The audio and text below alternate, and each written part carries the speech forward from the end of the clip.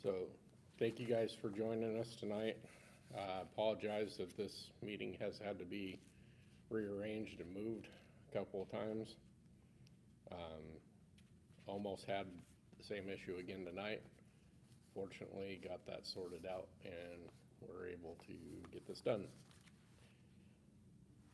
To start off with, I wanted to let you guys know that recently I was offered and accepted the permanent position for coordinator. So I am no longer on a job rotation. So looks like you guys are stuck with me for the foreseeable future. Main topic I wanted to spend some time on tonight was the COVID-19 rule updates.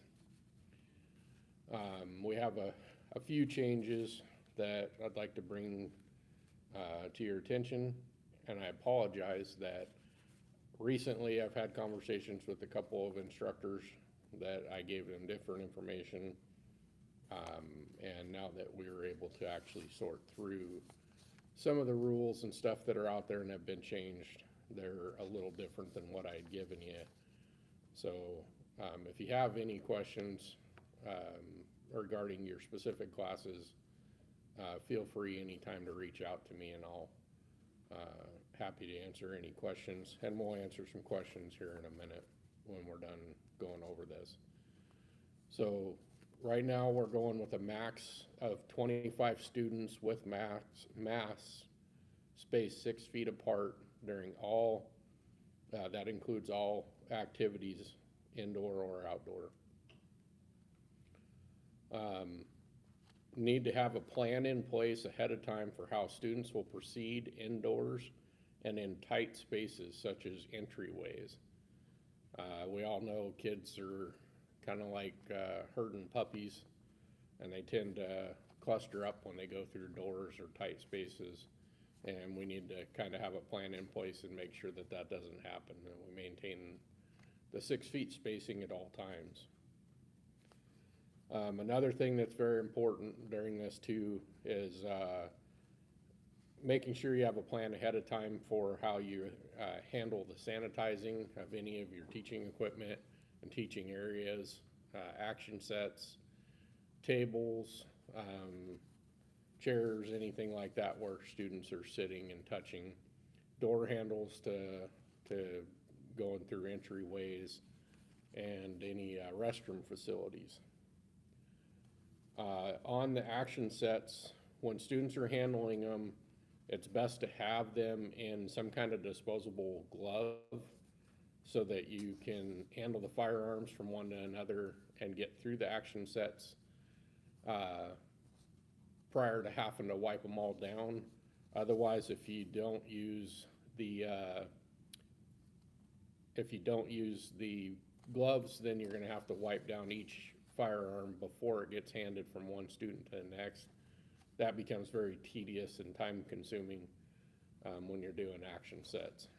So I am working on ordering some small and medium size rubber gloves that I'll make available to everybody as soon as I have them in stock.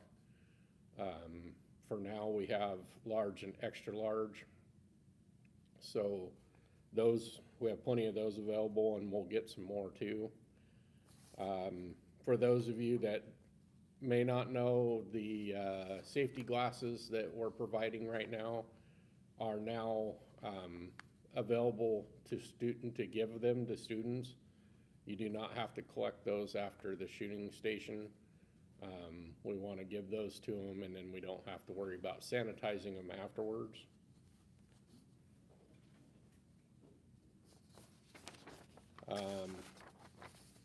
With the COVID rules and stuff, just a reminder that our temporary rule that I put in place last year, so students could hunt through 2020 without having to finish a field day. That rule expires on the 31st of March this year, and it was only good for the 2020 hunts. So now they're all going to be required to come and finish their field day. And that was part of, by design with the temp rule. But it puts us in an interesting position in the fact that we're hitting the beginning of this year. We are 3,000 kids behind, basically. There's 3,000 out there that have finished the online program or workbook and have not yet attended a field day. So we're carrying that into 2021 plus any we get this year. So that's going to be a challenge going forward.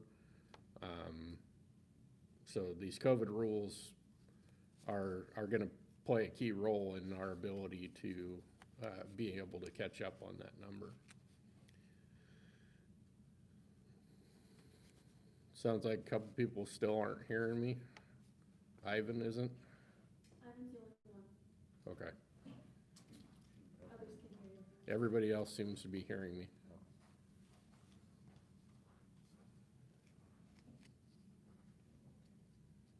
Could be me, but I'm not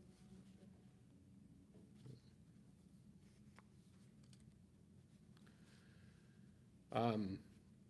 At this time, with what I just brought up with the COVID, is there any questions regarding the information we emailed out or what I just covered on the COVID rules?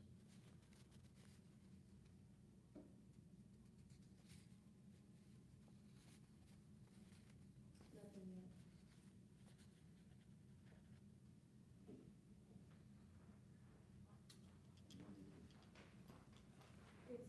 Maybe try putting that to your lapel. Still last, so 25 max students, people.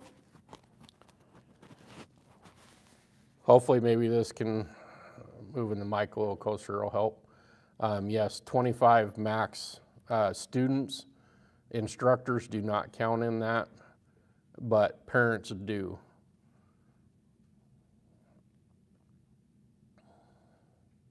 And they have to be 6 feet apart.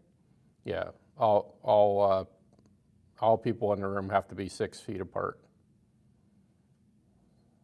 Okay, that's the only question.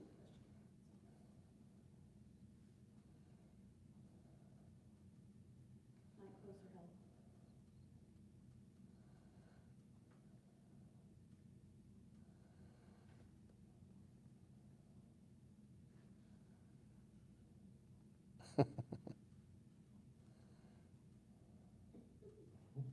Okay, I think you can move on and then circle back. Okay, yeah, I'm gonna go ahead and move on down the list of things we got coming up, and then I'll give you guys a chance to ask questions again if there's any at the end. And also, I'll send out a recap of what we talk about here today in an email. So we have a new instructor training class coming up February 20th and 21st. I mentioned this in the last live stream that we were doing this. The 20th is going to be a new instructor day, all day, along with we're going to have a few ACs and lead instructors that'll be there to learn how to run the training program. And then on the 21st, we have live classes that the new instructors are going to help us run. Right now, we are full on the trainer spots. We still have a couple spots open for new instructors. So if anybody out there has a new instructor in their area that would like to get them going on their training, please have them get a hold of me or Myrna, and we'll get them on that list. I'm also looking for my next training class location. So if anybody has any ideas or spot in their area that could host a 2-day training class and would like to see that in the area, let me know. I'm going to try to space at least 6 of these trainings out across the state this year. Then the next thing we have is range safety officer training. I am offering to pay for anybody's RSO training through the NRA program. The only requirement of that is if you want reimbursed, I have to receive a volunteer form that shows your hours so we can claim them for in-kind match. And then you can either sign up for a class and I can reimburse you, or you can come to one of the classes that we're already taking care of. Ivan Hernandez has been nice enough to volunteer to teach a couple classes for us. There's one on March 20th in Elmira, and then another one April 3rd that'll be here at Salem headquarters. If you want to go to either one of those, please contact Myrna and she will help you get set up for that. And if there's any other chief officers out there that can do the training, that please let us know that you'd be interested in doing that. If you can put a class up in your area, we're happy to try to help fill it with instructors. Next topic is county meetings. If anybody is planning on doing a county meeting, we do have a Zoom account available that Myrna is learning how to run, and we're happy to try to help host those for your county. We will also try to attend as many of them as we can that we get notified about. As you guys know, our statewide and stuff has been canceled until further notice. However, I did receive permission to do some small in-person AC meetings. So I'm gonna start looking at going around different areas and try to do some small in-person AC meetings with 6 to 10 ACs in each area. And we can do as many as we need to get everybody a chance to come in and go over some topics and get some feedback on how or where we're going with the program.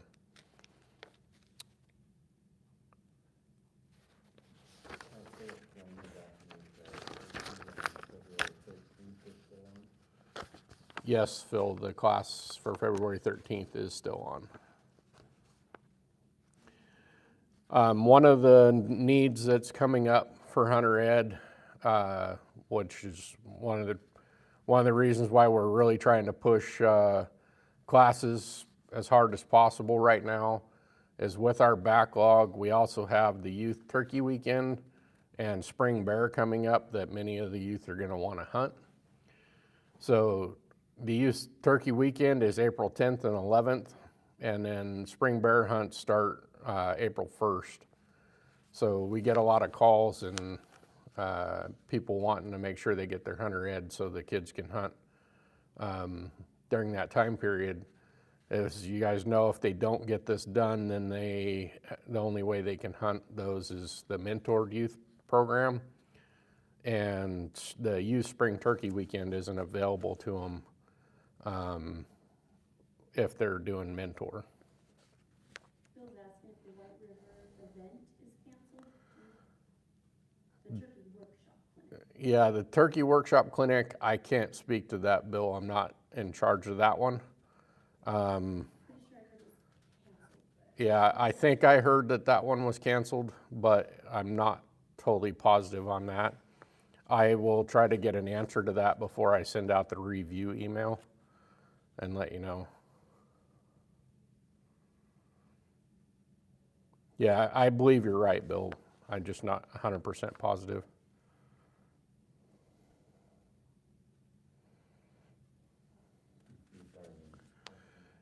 Yeah, Darlene, I will have to get back to you on that if it's in extreme.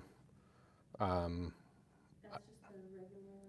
Yeah, I think that's just the regular tag for that one, and I believe you're able to teach during that. the tagging system for the extreme and whatnot is kind of new, and we're still trying to figure that out. Basically, we're all at extreme, so it's just the base guidelines that we sent out, Yeah. maximum of 25, but breaking into tens. Yeah, you guys probably can't hear Myrna back there in the back, but I think she's correct in the fact that extreme is baseline. As long as you're at that or above, you can teach.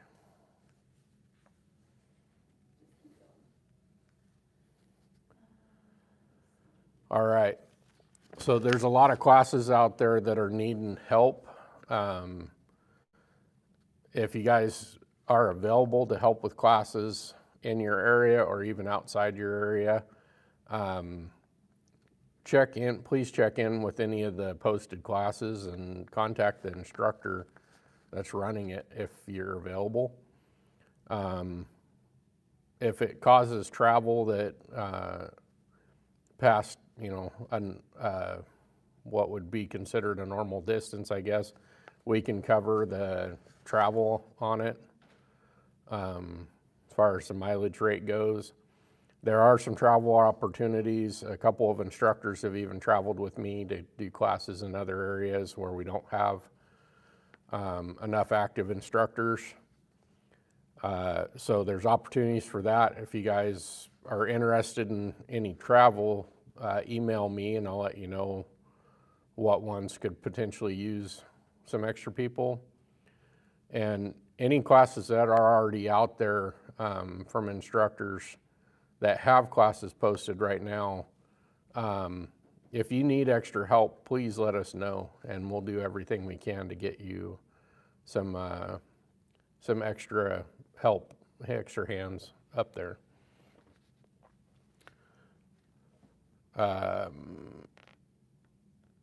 Also on that,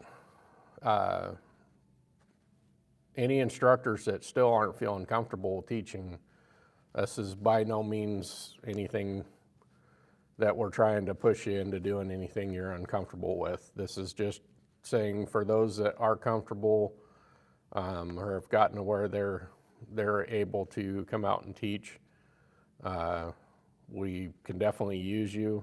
If you're still not comfortable or have concerns about the COVID stuff, we completely respect that, and we don't expect you to be out there before you're comfortable and ready. All right, next item is an update on the new student test. Some of you may not have known, I think most people know by now, we put a work group together and redid our student test. Changed some questions, got some things cleared up, and actually reduced the size of the test overall to be more in line with the Oregon State education testing guidelines. I'm going to have that test available in February. We have had to get some things formatted so that it would fit in a test, and also needed to make it where we had 2 versions of it. So we'll get those out to the print here soon, and as soon as they're printed and back to us, we'll start making them available to everybody. And then our next item is a reminder. I have a limited supply of new computers available if anybody has one that needs replaced. If I don't get any requests for those, or I still have some left after requests, then in March I'm going to pull the list of our oldest computers and begin contacting instructors and change out the oldest ones in the program. I'm going to start doing that on a yearly basis to start trying to get some of our old computers that are outdated cycled out.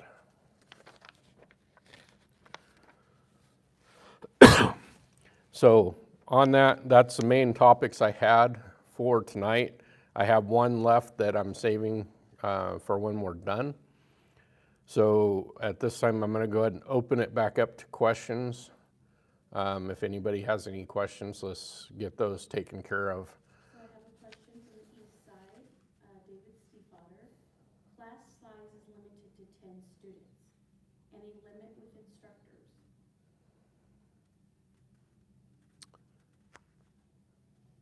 Okay. Who'd you say it was? Dave Stiefvater from Malheur County. Okay, Dave from Malheur County had a question about the student limit and instructor limit classes. There is no instructor limit. They do not count in your limit of people. But the max student count is 25. We were sticking with the 10 for a while, especially indoors, but enough of the COVID rules have changed to where as long as the spacing is 6 feet apart and everybody wear masks, we can go to 25. And that's with extreme counties as well, because Yeah. basically we're all at extreme. And that is the case in extreme counties too. So that answers Charlie. Yes, Ivan, I covered RSO training. 25 with parents, right? Parents, Correct, Bill. If you have parents in there, that counts towards your 25.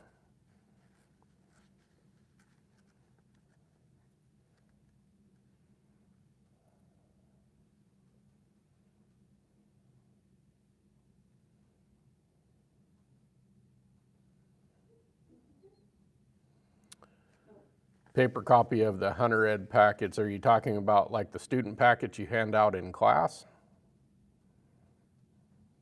or the home city pack. Or are you talking about a home study packet? That's the EO.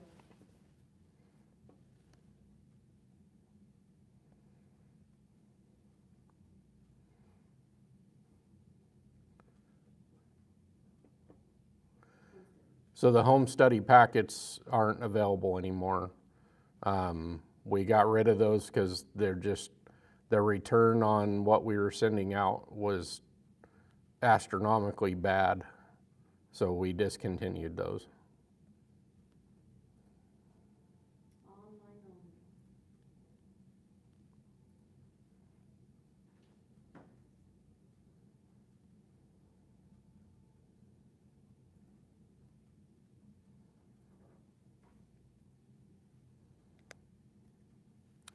The new instructor training, this first one is located at E.E. Wilson, just outside of Corvallis.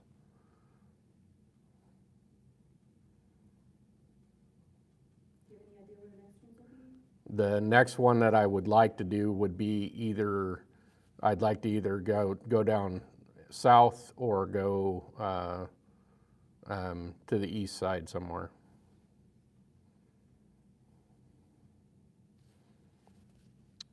What kind of videos are you talking about, Stu?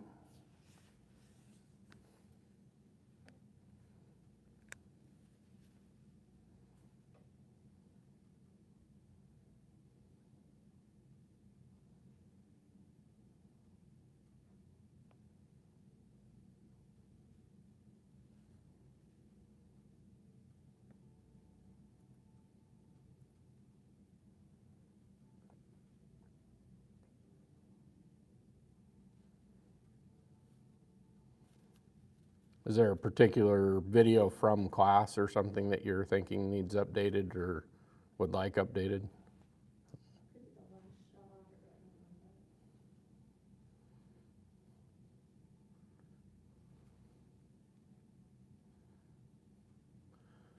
Well, you don't like the videos from the 70s? Oh, that was bad. Yeah. At the moment, we do not have a plan for that. As far as field dressing large animals, Bill, we have some of those available. Some newer videos. It's got several different ways. But stuff like the hunter's path and the last shot and that kind of stuff, we have not looked into those at this point. Yeah, the Scott Haugen video is the one we have currently. if there's other ideas out there for field dressing, I'm happy to hear them. That should be on the Hunter Ed Instructor Tool Catalog if they want to order that. Yeah, the Haugen ones are on the instructor catalog to order, if anybody needs those.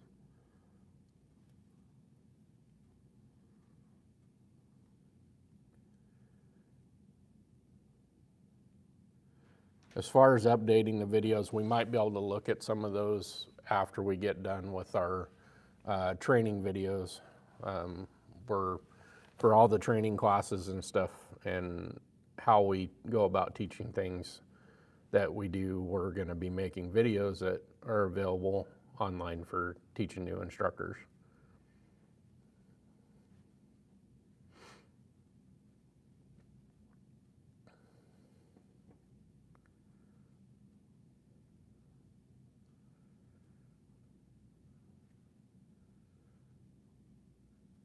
We got any other questions out there?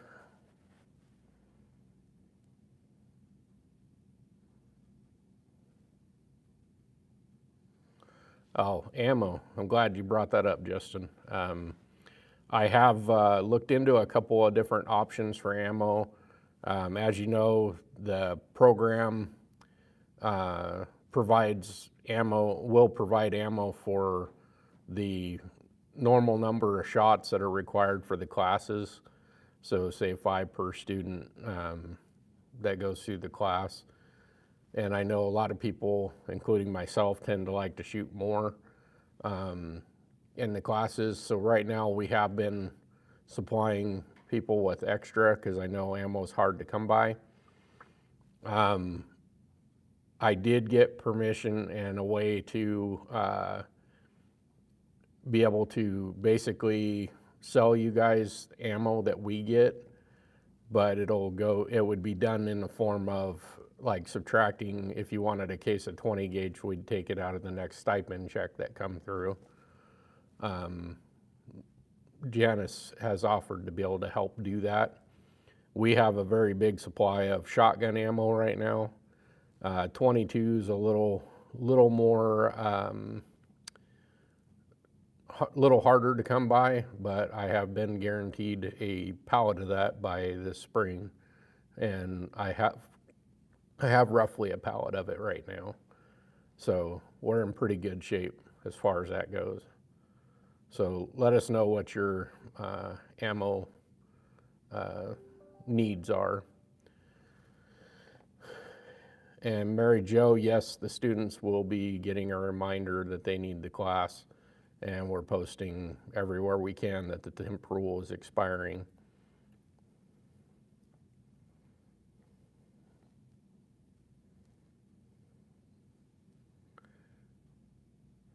I don't know that we've talked about allowing or giving the information to ACs per county. We are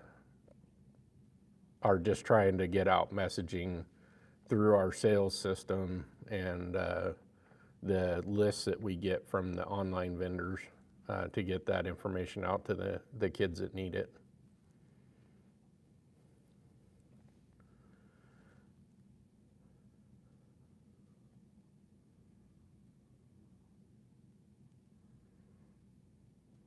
I don't think James Taylor's in the house. So I don't think the answer is well.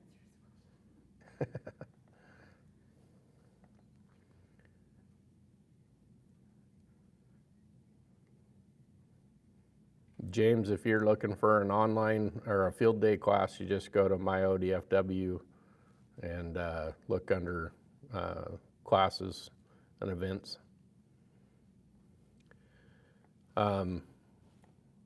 Before anybody runs off, we are going to do 2020 Instructor and AC of the Year awards.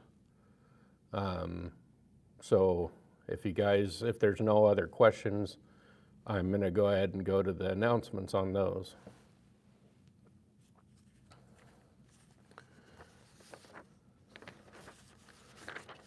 And the Instructor of the Year awards and the AC awards will be getting a plaque for their achievement, and then some gift cards from us for recognizing you guys for all the work that you put out there. So, yeah, Bill, you like yours? I'm glad to hear that. Bill was 2019 Instructor of the Year. So anybody that wasn't or hadn't heard yet, I've decided to expand the instructor awards to where we have one on the east side and one on the west side for both AC and instructor. Part of that is just to make sure that both areas are getting recognized, because with us being on the west side, it can seem that the west side instructors are a bit more visible to us. So we want to make sure everybody gets their deserved recognition. And then also I want to make sure and encourage, when we ask you guys to send in nominations for instructors, we really value your guys' input. We didn't get much for nominations for 2020. And I realize that there wasn't a lot going on, but there was still some people out there that did some really good work helping with us and stuff too. So with that, the instructor or the AC of the Year award for the east side will go to Brian Ferry from Deschutes County. Brian has been very helpful with helping us run classes over there in the Redmond Rod and Gun Club and making sure that we have a facility to teach at when we're over there. His coordination and helping with the classes where he felt comfortable has been very, very appreciated. The AC award for the west side is going to go to Chris Friend of Multnomah County. Chris has helped run and ran some classes himself over the course of the last year to help us keep one of our busiest counties flowing. So that has helped us out a lot.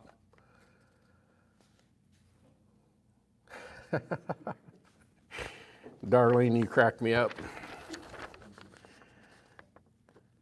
All right, so the Instructor of the Year for East Side is Mike Kimberlin of Jefferson County.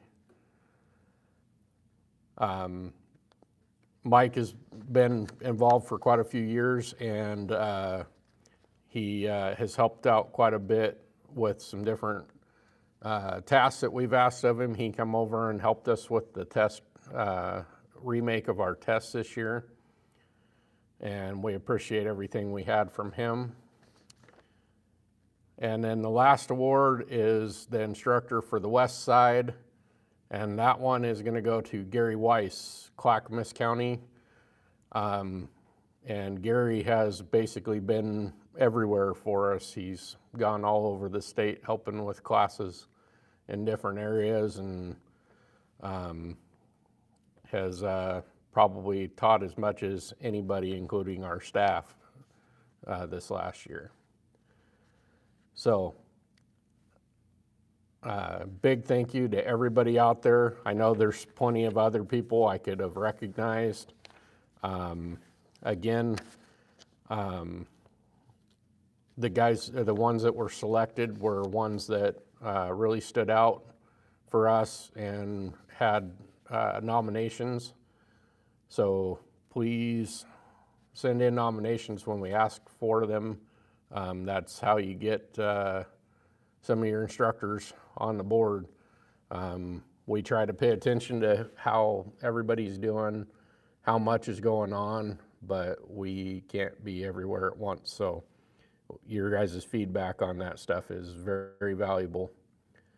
But I feel really good about the group that we selected this year. They very much deserved it. Same with last year's group. That's pretty much all I had for you guys tonight. We'll get those awards sent out as soon as possible. And I hope to see you guys all soon out in classes or in some meetings.